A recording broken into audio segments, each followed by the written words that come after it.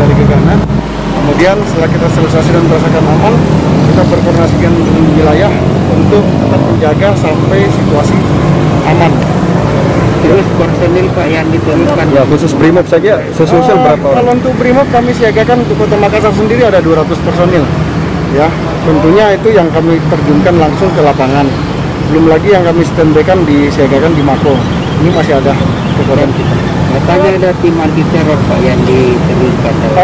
Dalam hal ini tetap kita siagakan di beberapa titik untuk mengantisipasi terjadinya ancaman-ancaman seperti kemarin.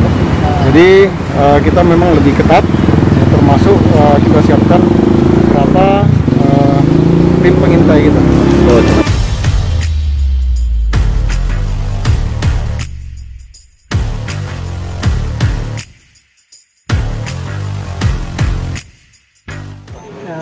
Dengan adanya peristiwa di katedral itu malah justru meningkatkan gairah kita, gairah kami untuk makin mau beribadah.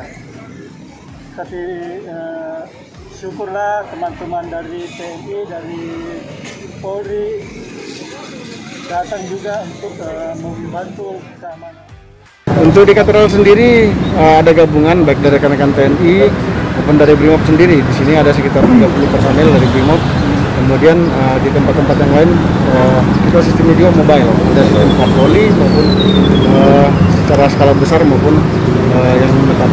Terus selama pengamanan Pak, sudah ada kendala di lapangan?